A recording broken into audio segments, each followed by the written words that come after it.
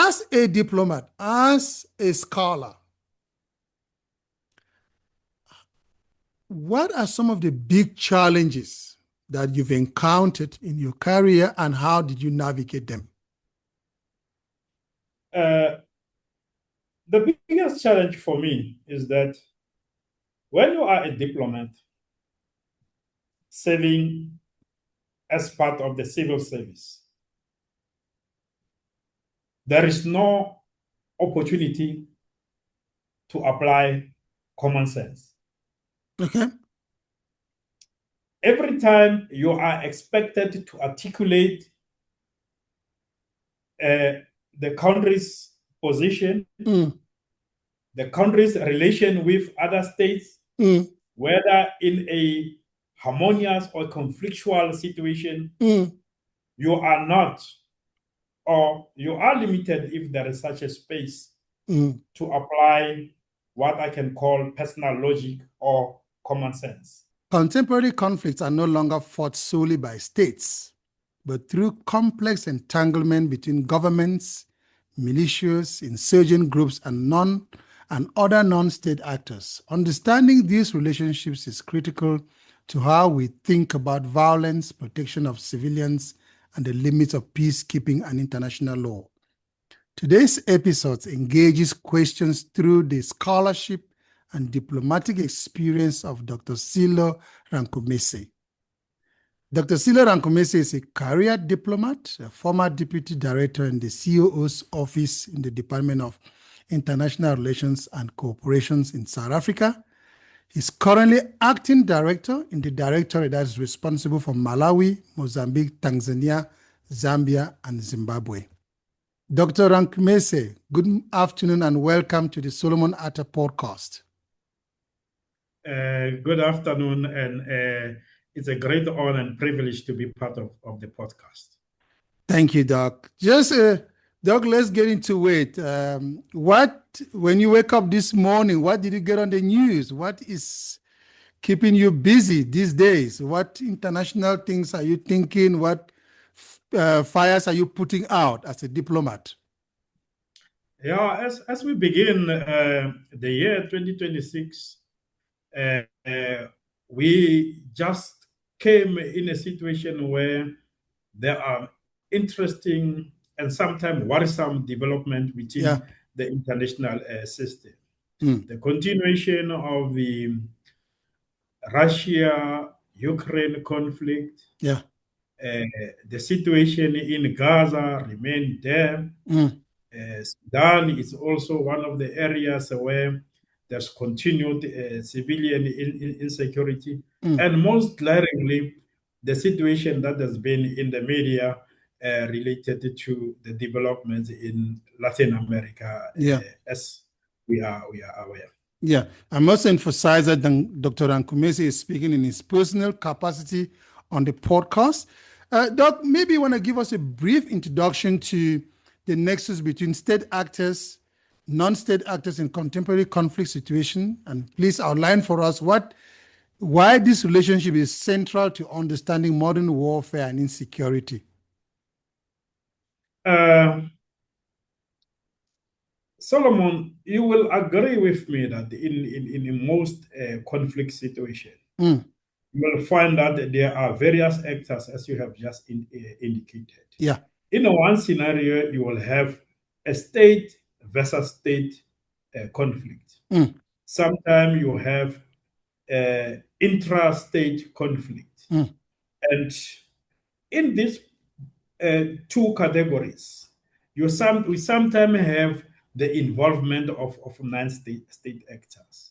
And this creates a complex scenario, especially in situations where the humanity will be trying to come up with a durable solution to such conflicts. Yeah, to address it. And having said that, one will argue that any attempt to understand the nexus between state and non-state actors in conflict need to bear in mind that the discussions around this theme mainly occur within the realm of international relations, political science, and as a result, it is important to use some of the theoretical understanding of conflicts Yes. to develop a common understanding as to what did this nexus mean and how can it be approached. Yeah. And having said that, it is also important to have a clearer understanding what do we mean by state actors. Yes. What do we mean by non-state actors? If you allow me, Solomon, yeah, I will continue to give you my understanding and definition of the two concepts. Yes. Before we get to that, Doc, I know you are going to take us through that to just explain in depth what are their characteristics, sources of legitimacy, modes of operation within conflict environment. But before we get to that question, how do these state and how do, especially the non-state piece, how do they constitute? What are some of the underlying conditions that produce non-state actors? Non-state actors often emerge in cases where there are resources. Okay. There is competition for resources.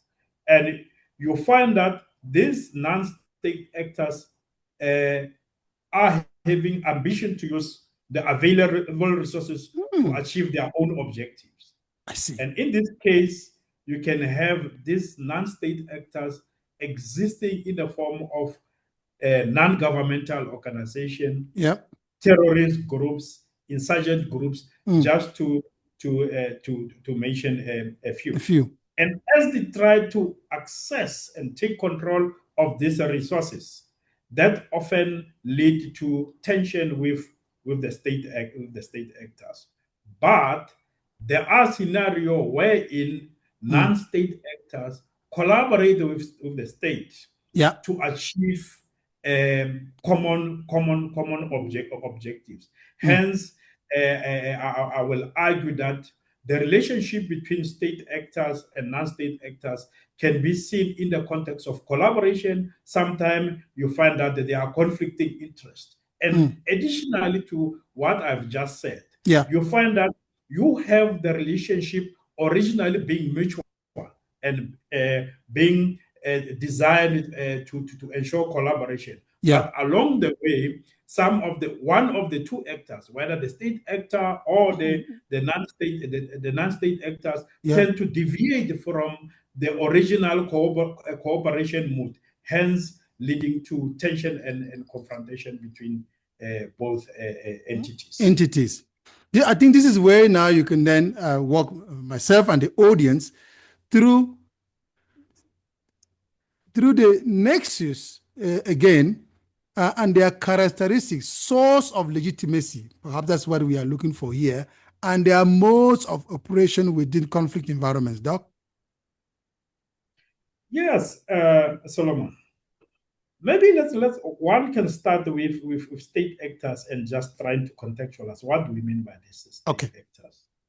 State actors are recognized as sovereign states with defined territory, population, government, and capacity to enter into relations with other states. And this type of relationship with other states can be in a form of bilateral relation and or multilateral relations. As you know, each state, to use South Africa as an example, is having bilateral relations with other states. Several states, yes. Exactly. And in the very same vein, you have South Africa being part of several multilateral organizations where there's interstate cooperation, starting with the United Nations. We have the AU, the SADC, BRICS, etc. To mention a few. So, but going back to our definition of state actors. Yes. These state actors, they possess control over the legitimate use of force within their territory. Then the legitimate use of force by the states often refer to the authority given to the government, yes, especially government entities, to use and law enforcement agencies to use physical power in specific contexts. Yeah. This can include, but not limited to, situation of law enforcement, self-defense, civilian protection, restoration of order, military operation, and humanitarian interventions. So this is the context under which one needs to understand the concept of state actors or state actors in conflict. And in doing so, they gain legitimacy as a state. They are legitimized to carry out, to take those various actions, as you mentioned. Yes, because the legitimacy will be derived on the justification of the use of force as a way of protecting national interest, correct, sovereignty and integrity. Okay, thank you. I think now I'm starting to learn quite a lot. Let's now look at the examination of key international relation theories that explain non-state actors and state actors' relationships, with including realism, liberalism, constructivism, and Marxism, with the intention to understand the explanatory strengths and limitations. Yes, Solomon. There are existing theories of international relations that can be used to unpack this nexus as we have established. Yeah. Maybe let's pick up realism as an example. Realist theories posit that states are the primary actors in international relations, and their actions is mainly motivated by self-interest, power dynamics, and survival. I like survival. So, the state must exist. Yes, the state must exist and continue. So in this context, conflict arises out of competition for power and resources. Then the state will be obliged to use the resources, including security, including military means, to secure its interest, mainly in defense, as we have indicated earlier on, of national interest, sovereignty, and integrity. So we have prominent scholars or theorists or proponents of realism that include the famous one, Machiavelli, who explored the tactics of political power, emphasizing the pragmatic and sometimes the ruthless approaches adopted by the state in ensuring and exercising its legitimacy.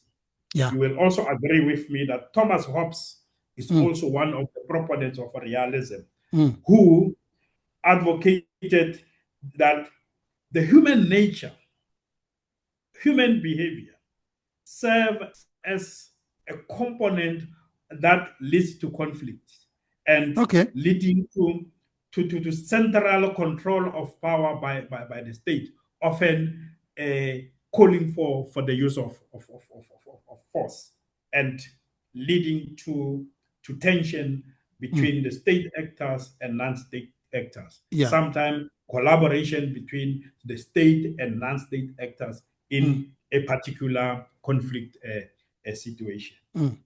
We can go on and on to give examples of a theorist, but the two maybe can just using the two, one can have a sense as to what really do we mean by realism as one of the theories that can be used to unpack and understand conflict scenario. Liberalism, as it's the word itself suggests, is mainly based on the belief in democratization and civil liberty as a way of defining relations and interactions between states, human beings, and actors. So this perspective accommodates actors such as NGOs, political parties, civil society organizations as important actors in terms of ensuring the stability and harmony within a state, and stability and harmony between and within state relations. So liberalism, as I've said, indicated, will also highlight the respect for free trade, free movement, and so forth. Any action that is intended to counteract the principles of liberalism will therefore be viewed as emanating to tension and ultimately possible conflict. Yes. We have John Locke, among others, Thomas Jefferson, John Stewart as some of the leading proponents of this theory. perspective. Then let me just to quickly conclude the issues of theoretical perspective. Let's focus on Marxism.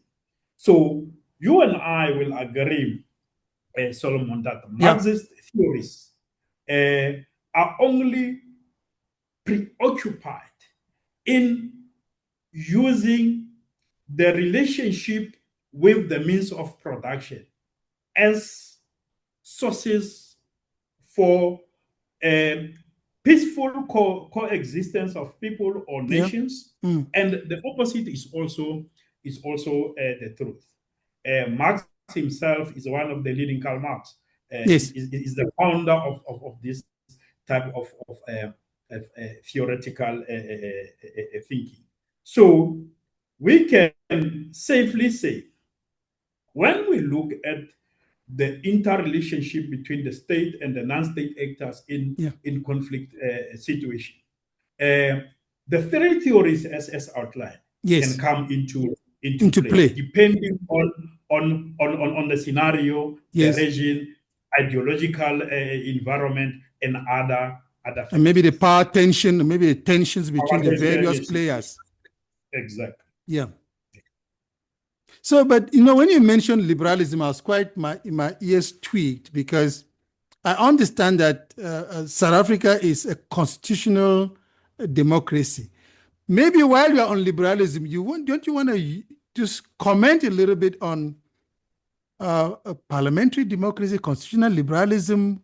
Which one is it? Because I understand that these words and these theories, they get spoken by scholars like yourself and practitioners like yourself. But us, the ordinary people, we don't really have a grasp of what they actually mean. So maybe using this conversation, maybe you want to try and expound on it a little bit, what constitutional liberalism, if that is a kind of constitutionalism that is practiced in South Africa? Yes, South Africa it's a liberal country where the basic freedom input of civilian in terms of the national agenda is accommodated. Okay. In this case, the state, each and every action of the state needs to be based on the mandate from the people. And the mandate from the people is derived from the electoral process, wherein a country agrees as to who is going to lead and who is going to champion the national agenda in terms of ensuring the advancement of national priorities and the advancement of national interest. So South Africa is using this model as its way of governing itself as a sovereign state. And the very same approach is used by South Africa when South Africa interacts with other actors within the global system of government, whether in the context of bilateral relation or participation in various multilateral forums like the United Nations, the African Union, SADC, and many others as we outlined earlier. So I want to just, Dr. Rankhumise, just a little bit more. I want to see, because when we look at the conflicts that you are discussing, you haven't really been discussing a specific one, but conflicts as a whole. We see that in the case of the continent, how does independence and sovereignty happen? Is there a tension between the two when it comes to conflict? This question is asked in light of getting clarity around where international actors get involved in intra-state conflicts. So perhaps you want to just throw a little bit of light there before we can discuss the topologies of interaction. Solomon, you will recall that Africa as we know it today, yes, the countries that are currently member states of the African Union as we know them today, they emerged in a historical context. The historical context that was characterized by imperialism, colonialism. Yes. And as a result, the African civilization, in my view, was disrupted as European countries logically and naturally evolved from city-states to nation-states, that is today called sovereign states. That process evolved naturally. Naturally, without any disruption. Without any disruption. After the European countries or countries of the West attained full nationhood, then as a result of greed, economic greed, and the need to build their nationhood, they embarked on the process of territorial expansion in what you and I know as colonialism. Yes, right. And by so doing, disrupted the African civilization, forcing Africa to adopt foreign ways of governing themselves, and that led to reorganization of African politics, which led to the rise of nationalist movements as we know them throughout the continent. And it is common in each and every country that you find that there are one or two nationalist movements that are formed based on conflicting ideological underpinnings. And such ideological underpinnings remain mainly guided by the global development. Then just in this recent past, the Cold War played a key role in terms of the nature and content of African liberation movement. And as these countries attain independence, I mean African countries, you find that the emerging formal political organization that became main actors in the post-independence era, they became divided along their ideological inclinations with the liberation striker. Either they were the East or they were the West. Or the West. Yeah. And that emanated in confrontational politics on the African continent. And that was further exacerbated by the desire by the metropole countries to continue to retain the handle over these post-independent countries. We have seen how France retained its former colonies to an extent that we have former French colonies being represented even in Paris, and then even the leaders consulting with Paris on key issues affecting Africa. 70 years post-independence. Exactly. You see even former British colonies being organized in what is called the Commonwealth, trying to retain the umbilical cord with the former colonizer state. And that denied Africa an opportunity to evolve politically, administratively, in a natural way that could position Africa naturally as an equal competitor with with the former colonies. But interestingly, when independence was ultimately achieved in various African countries, including the last countries to attain independence, such as South Africa, we are looking forward to see Western Sahara also attaining independence. The continental body, or through the continental body and interaction among African leaders, it was agreed that let us retain some of the elements that emerged from colonialism, like the national borders and so forth. That's why today we have, the shape and size of African countries as the way they are. Dr. Rankhumise, from your research, let's now have a look at the typologies of interaction. So here I'm trying to understand. I know you have already sort of touched on this a little bit when you were earlier on in your insights. Just to look at the different forms of interactions between state and non-state actors in conflict situations. So here you have cooperation, you have co-optation, proxy warfare. Some have accused what's happening in Ukraine, Russia. I mean, even the Russian president has made such remarks as a proxy type of warfare, confrontation, and fragmentation. So, but again, maybe when you've approached this, we want to just tease out some underlying causes of what is making cooperation breaks into co-optation, into proxies, into confrontation and fragmentation. Yes, Solomon. The interaction between state and non-state actors, as you rightfully indicated, they exist in various forms. One, through complementarity and collaboration. Okay. Two, conflict and competition. Three, flexibility of roles between these actors. Let's take complementarity and collaboration as an example. There are instances whereby the state could identify non-state actor as having common interests.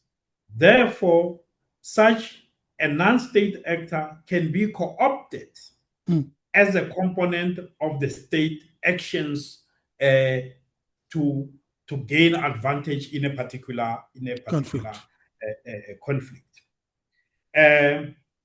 And some states also utilize non-state actors to fulfill their objectives, such as sponsoring proxy forces, as we have just indicated, in conflict, rather than engaging as a state engaging directly. It's using the non-state actors to fight the wars on their behalf. Then the second element, conflict and competition. In certain instances, you find that non-state actors are in direct conflict or in direct competition with the government. The state. It can be over control of resources. We have seen with regard to minerals, especially mines, wherein you have multinational organizations having interest in exploitation of natural resources. Yes. And then on the other hand, you have the state that views the presence of mineral resources as providing resources that are required to address what in South Africa we refer to as triple challenge of unemployment, poverty, and inequality. So in such a scenario, you find that the non-state actor and the state are often at loggerheads. For instance, let me give you an example. Non-state actors such as terrorist organizations, they will need money to fund their activities. Where and how do they get money to do that? By gaining control in an illegitimate manner, in most cases, of resources that they could turn into monetary value that could be used to to sponsor their activities. And by so doing, they will be derailing the economic agenda of the state to use natural resources to advance the development agenda. Then the third Dr. Rankhumise, I just want to come in here a little bit, because this is where it gets very exciting or interesting to me and the audience, is that would you suspect that those non-state actors that are now in competition at loggerhead with the state who has the legitimacy over those resources, has some international actors that are perhaps influencing those non-state actors to be able to mount and sustain competition to the state towards the same resources? Because it could be suspected that, as we see in the news, that there are other players, and often with no names. Who could these players be? As I've indicated earlier on, that when you look at the socio-economic and political landscape on the African continent, not only the African continent, let's say the developing South. Yes. You will observe that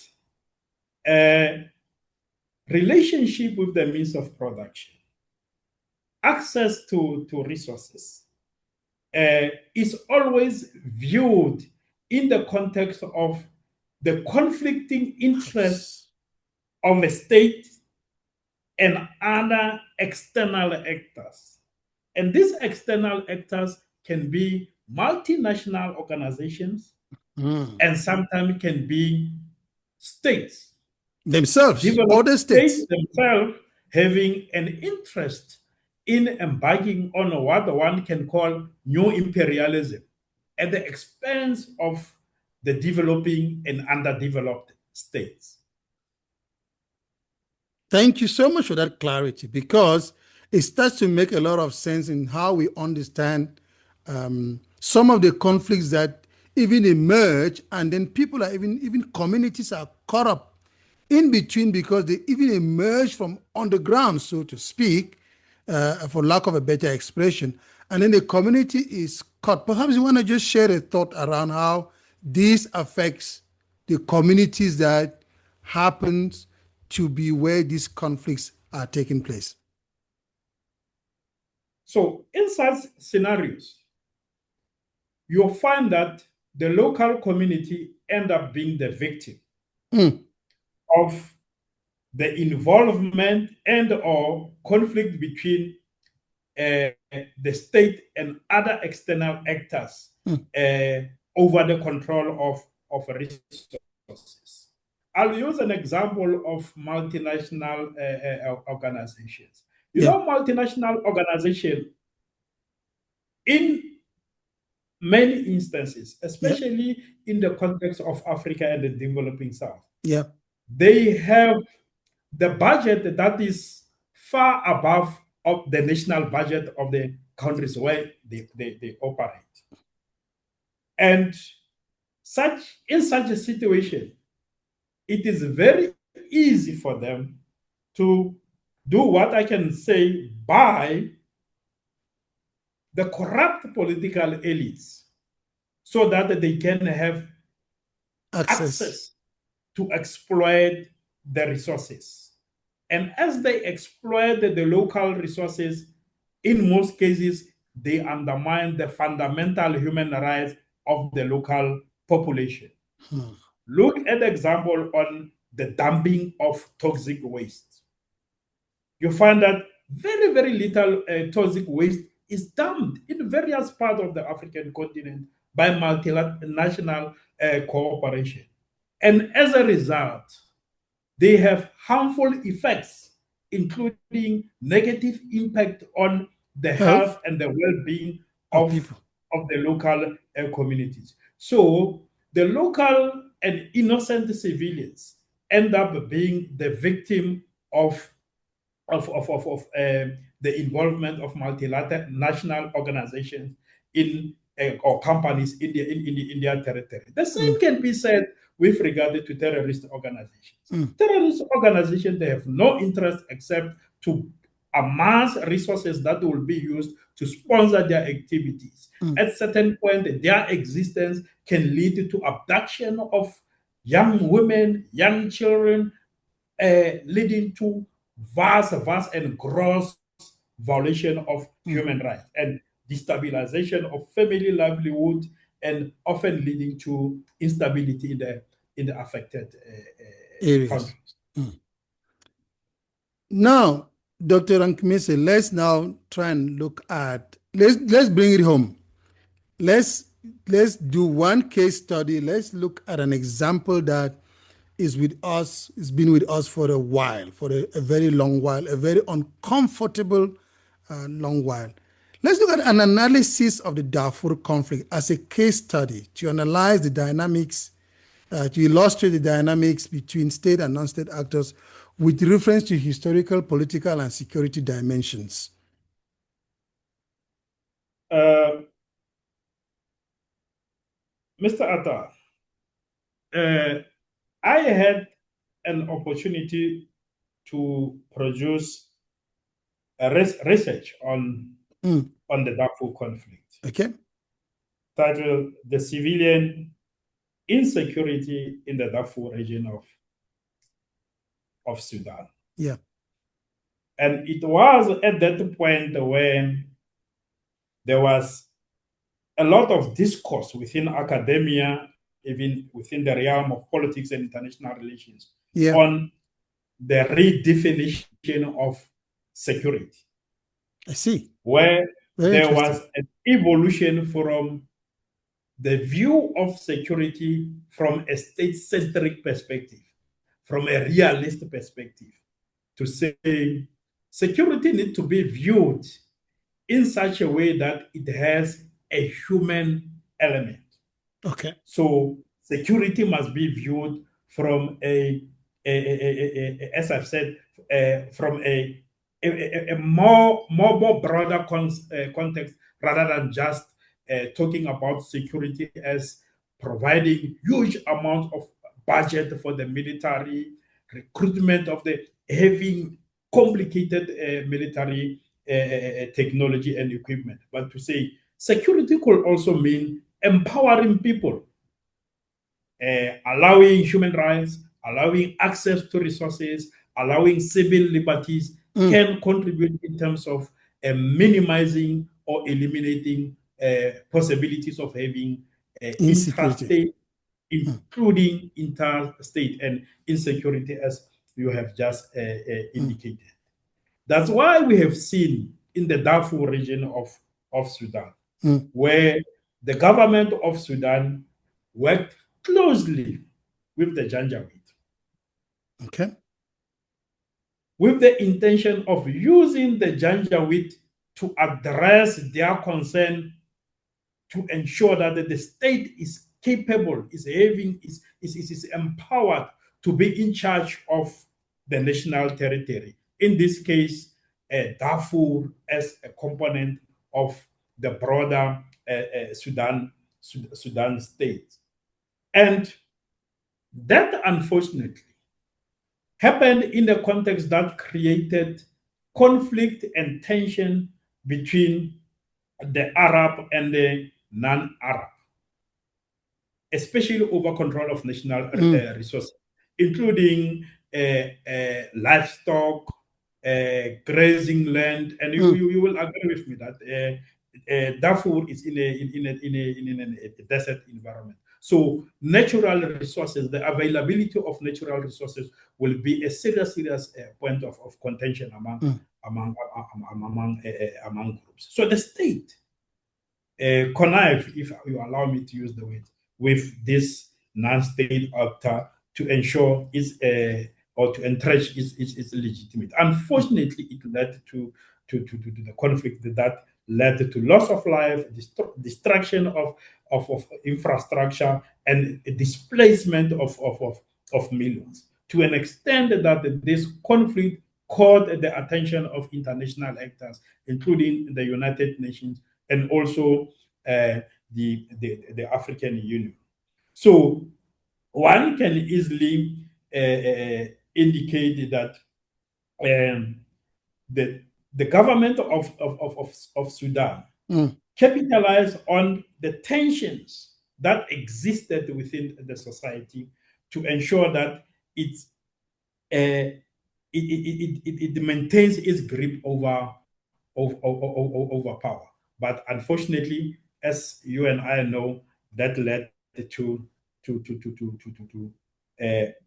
gross violation of human rights, displacement, destruction of infrastructure, as I've earlier indicated.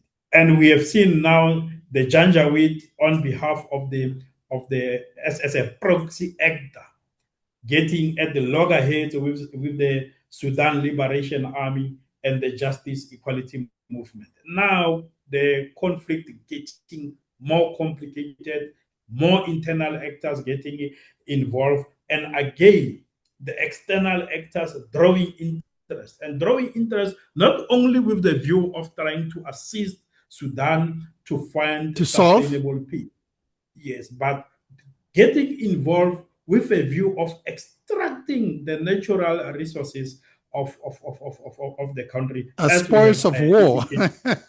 Exactly.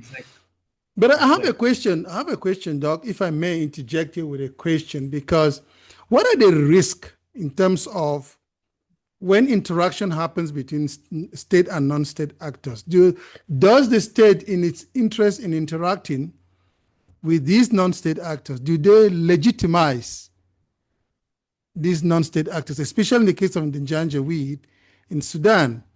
Is there a risk of legitimizing them wherein later on they can claim territory because they were legitimized through collaboration?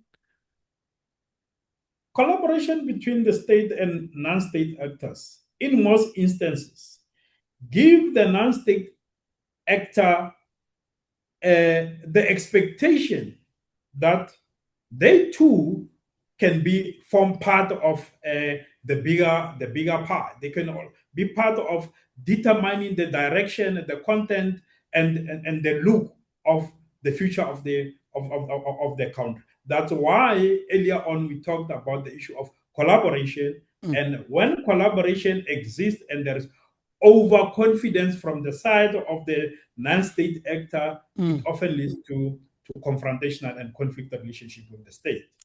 Is that when legitimacy is now being contested in terms of, are they not just saying that, well, they get emboldened by the by the collaboration from the state? I like the. Let's just move. Let's stay in Darfur now, Dr. Rankhumise, and just let's look at the gender-based violence in Darfur, an examination of the gender-based based violence in Darfur, analyzing its use as a strategy of war, drawing lessons applicable to other conflicts-afflicted regions. Gender-based violence became a key feature of the Darfur conflict. One, because gender-based violence, especially sexual violence, became used as the weapon of war. In a scenario where the militias, they didn't have sufficient firepower against its opponent, they often abducted, raped, maimed the innocent civilians, especially women and young girls. By so doing, they were playing into the minds and the psychology of them, their opposite forces. So that, as I've indicated, became used as sexual violence became used as part of the weapon of war. Again, gender-based violence became used in a systematic fashion, wherein opposing forces could deliberately undertake operations intended to do what? To abduct young victims, victims, especially women and young girls, as we have seen in the news, what's happening in Nigeria, where you will have. We know of the story of the girls that has been abducted from school by the terrorist group and so forth. That has a lasting effect in terms of the psychology of the community, and even leading to a situation whereby the state became helpless in terms of its relationship and the response to the actions by the non-state actors, in this case, the terrorist groups. Okay. As we start to look into concluding our conversation, discuss the implications of how the state versus non-state actors nexus complicates conflict resolution efforts, peacekeeping mandates, and post-conflict restoration strategies, reconstruction strategy, I beg your pardon. So there's quite a bit that in the event that the conflict has ended, there's reconstruction strategies that needs to be implemented or needs to take place. So just tell us how this plays out when it comes to conflict resolution effort, peacekeeping mandates, and post-conflict reconstruction strategies. In the post-war period, it is easy to use the legal frameworks, both at the national and international level, to govern the behavior of the state. That can be done in a form of having the conflicting parties coming together into a dialogue, which can emanate in, among others, the signing of the peace agreement. You see. And once you have the peace agreement, the elements of the peace agreement will also include how post-conflict reconstruction and development will be undertaken, both from an economic perspective, political perspective, creation of the government of national unity, coming up with a reconstruction and development program, coming up with truth and reconciliation among parties, and so forth. So it's very easy to manage state actors in a post-conflict situation. But when it comes to non-state actors, it is very, very difficult to have non-state actors being signatory to the agreement. But there is a room wherein through processes such as national reconciliation,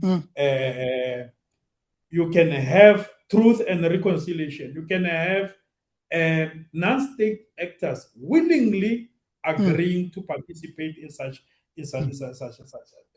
activities. But in most cases, instead of having non-state actors being interested in forming part of such efforts, they tend now to emerge and reinforce their position as the opponents of the state, fast worsening stability, the possibility of stability in a post-conflict era. That has been observed quite a bit around some of the conflicts in the continent, that peace talks are held, mediators come in, all kinds of people get involved, but then they just a short while afterwards, it could be a year, could be two, could be whatever period, it emerges again. It emerges and starts to contest that same space, that same resources, etc., and with new grievances at that. Let's try and find a way to conclude this very interesting and very informative conversation. Let's now look at what are some of the key insights from the discussions highlighting theoretical, empirical, and policy relevant implications for understanding and managing contemporary conflicts. And perhaps you want to stay on Darfur, but look at highlighting theoretical, empirical, and policy relevant implications for understanding and managing contemporary conflict as a conclusion, Dr. Rankhumise.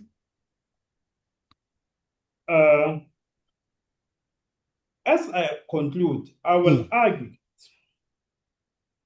humanity has a chance of ensuring that there is harmonious coexistence between state actors and non-state actors. If we have such a harmonious coexistence, it will be difficult for humanity to find itself in conflict situations. How that is possible? The governments need to be legitimate. We need to have the government that is a representative of the voice of the people. We need to have governments that are responsive to the needs of the people. We need to have governments that are mainly preoccupying in ensuring that the national priorities and the national interest of the country are implemented. In a scenario where what I've just said is not achieved, that often leads to discontent. Discontent, when handled in a brutal manner by the state, will lead to the emergence of violent and very destructive non-state actors who will contest the state for power. So what is needed is to have a legal framework at the national and international level that put emphasis on coexistence between these actors. And such legal frameworks need not to just to be papers. They should be papers that are, the contents are implementable. Yes. We have wonderful conventions. We have wonderful constitutions.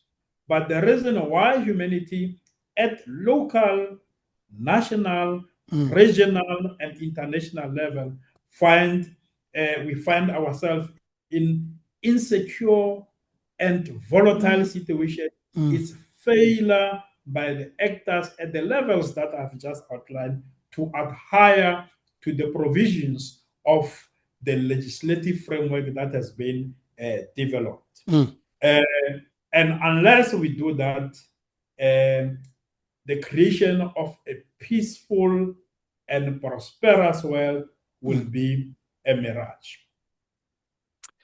Dr. Rankhumise, I'm not going to let you go so quick, but I will eventually. So can you please talk to students that watch this podcast and they considering diplomacy as a career, what they should pay attention to while they're in college, maybe still at undergrad? Because when we speak to a scholar, we want them to speak to the future scholar, the one that's going to come after them.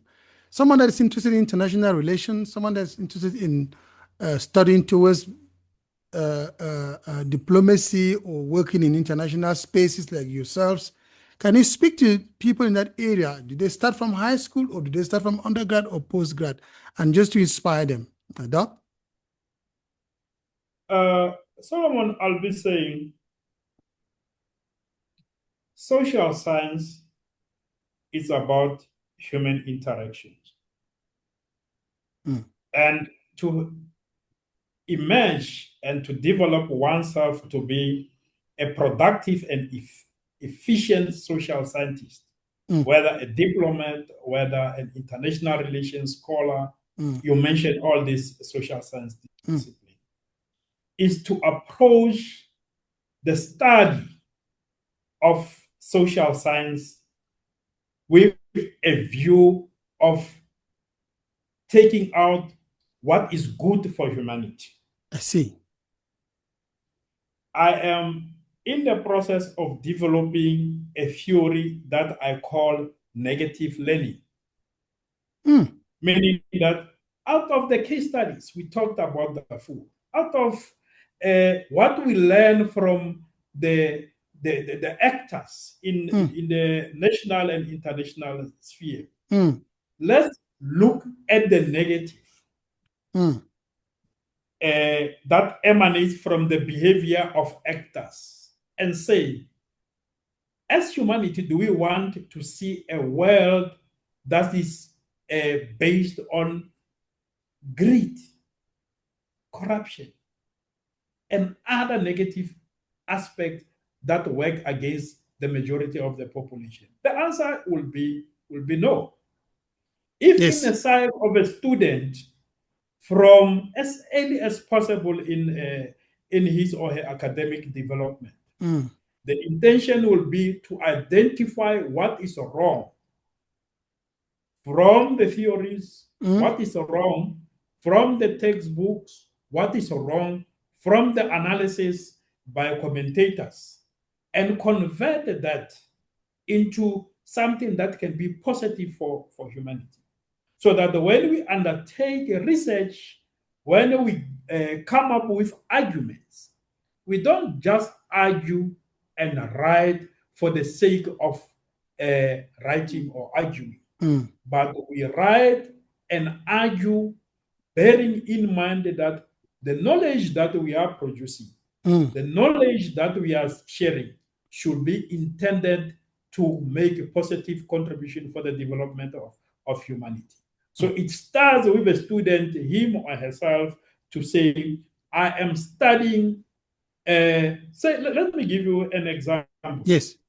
If you study the history of international wars, let's use the Second World War as an example. It was a brutal war.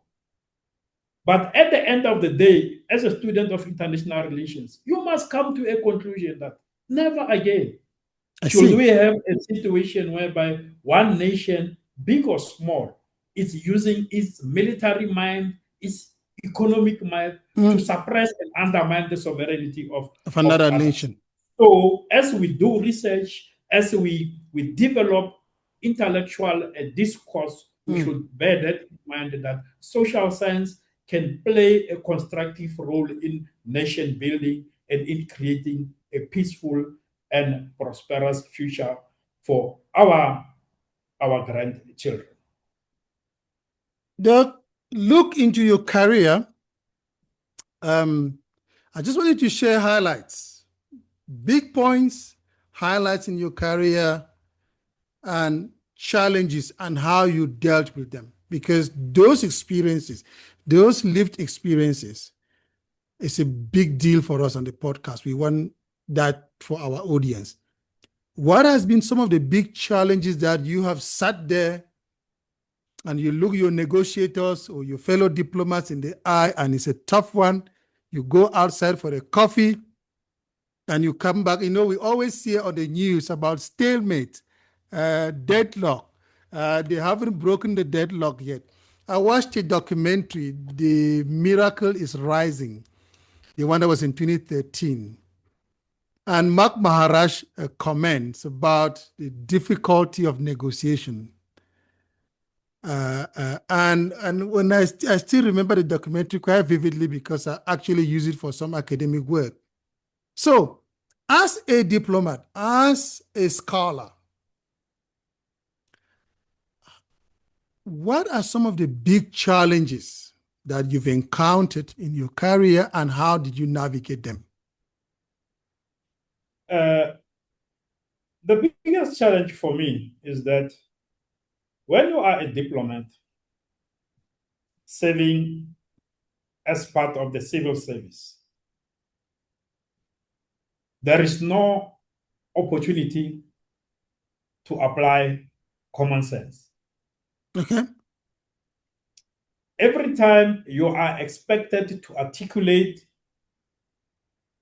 the country's position, the country's relation with other states, whether in a harmonious or conflictual situation, you are not, or you are limited if there is such a space to apply what I can call personal logic or common sense. You are mainly guided by agreed position of the state. That must be challenging. So you enter into a negotiation room. The mood in the room is that this issue should be handled in a particular way. And that particular way seemed to be the sustainable way that can benefit humanity or bring that issue to a very, very useful conclusion. But you find that based on ideological gaps, based on conflicting national interests, based on conflicting national position, it is difficult to come up to a consensus. That's why, in most cases, consensus making is a very, very, very tedious exercise. So if you come to a situation whereby a group of states or a group of diplomats could come up with a consensus on a particular issue, that is a huge achievement. You see in the press conferences, they come out with smiles. In diplomacy, yes.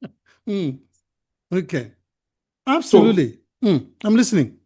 So that is one situation where one finds himself in a very, very, very difficult scenario. It's unlike in academia. In academia, you have academic freedom, the right to differ, and all. But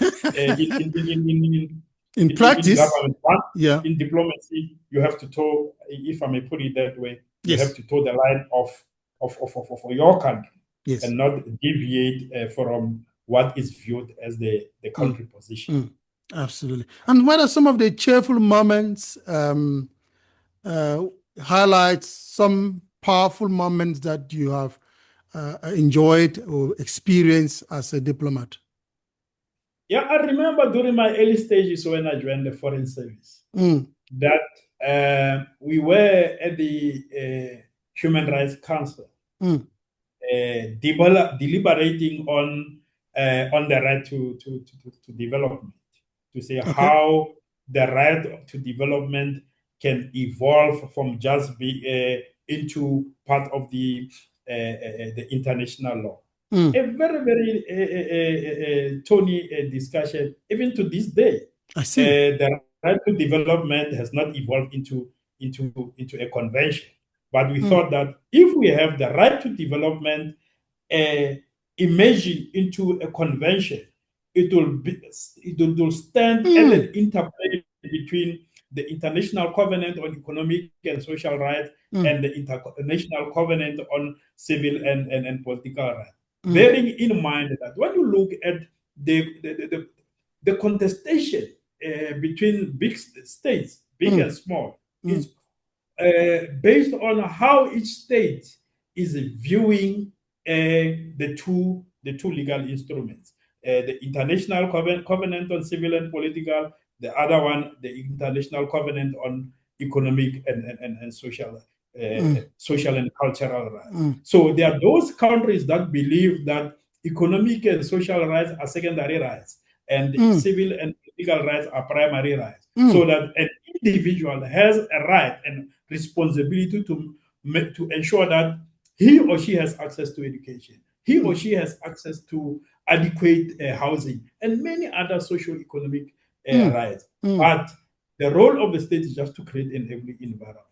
But we argued in the context of the discourse within the Human Rights Council, and I think that it continues to be South Africa's position, to say the state, especially given the history of colonialism, of developing countries, how exploitation, marginalization emerge. They emerge in a particular context. Correct. Therefore, it is the responsibility of a state to make sure that it sponsors efforts towards ensuring the promotion, protection, and practical realization, not only of economic and social rights, including civil and political rights. At that point, we differed with France around the need to move towards the elaboration of the right to development into a convention.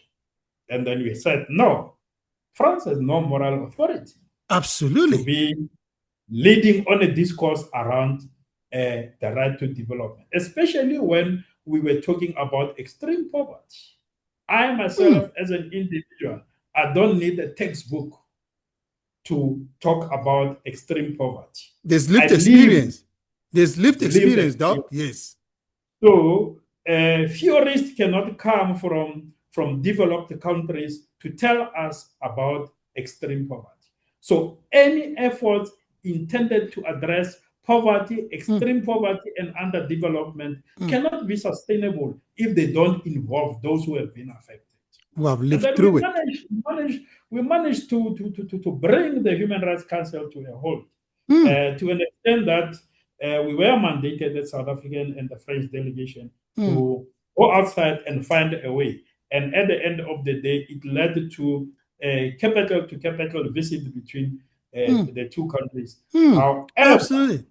Well done. That's a even highlight. as it stands, the right to development had not been escalated into the level of an international convention. But I enjoyed that moment because it demonstrated the diplomatic, gymnastics. If you, yes, you absolutely. Allow me to yes, of course. You diplomats are like that. It's always because all you're trying to do or to achieve is to be able to hold your own ground. exactly. For national interest, of course, and for the people for the various constituencies, countries, regions that you had represented in that meeting. Okay, what is your new research now, Dr. Rankhumise? What is your new? Are you researching are you working on negative learning now? You mentioned that earlier, and I find it like an exclusive. We spoke to another academic yesterday who gave us some exclusive because he said he hasn't spoken to the media about this on what he's going to be doing next. Are you going to be? What is your new research on negative learning? I find that very interesting. Negative learning is continuing. It's continuing in the sense that I am looking back at my background as studying as a teacher at the university, joining research institutions, and now being in government, and say, what have I seen changing in terms of humanity? Very little, very little. And why very little is we find ourselves in a bad situation that we find ourselves because of human action. Whether by the political elites, whether by the leaders in government, whether by the leaders in the corporate sector. Then I told myself that, drawing from my experience, now focusing on government, especially the public service, I have seen it all, if one may put it that way. So as I gradually move towards a retirement, I want to reflect on the bad that I've seen and to say, how can the bad be converted into the good? So that we can try to change the perception, the nature and content of leadership. Not only leadership in politics, leadership in all spheres of life. Of society. Leadership in the family, leadership in community, leadership in government. How can we learn from bad experiences and convert the bad experiences into positive trajectory for the future? It's so sad when one look at what's happening with countries that has just attained freedom and democracy as part of the category that we can call the last bonds of freedom on the African continent and elsewhere. It's so bad and painful to realize that such countries, in most instances, they failed dismally so to learn from the lessons of others that came before them. South Africa couldn't be finding itself where we are today because we have plenty of case studies on the rise and fall of this, the rise and fall of that. So if we wanted to, or we are really committed to ensure that this country is a leading country in terms of advancing the African agenda, making meaningful impact in global affairs, we need to look at the experience of others. And where others failed, we should make sure that we draw lessons and turn those lessons into our position as we endeavor to make a positive contribution to change the world.